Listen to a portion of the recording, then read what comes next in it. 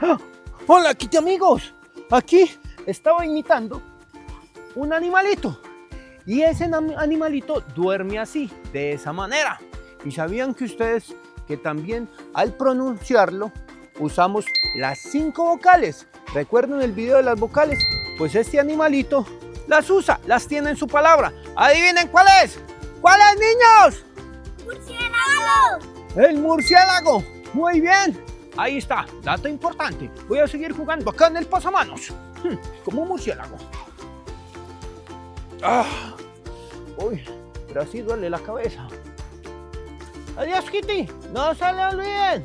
Y amigos, suscribirse a nuestro canal para seguir viendo nuestros videos.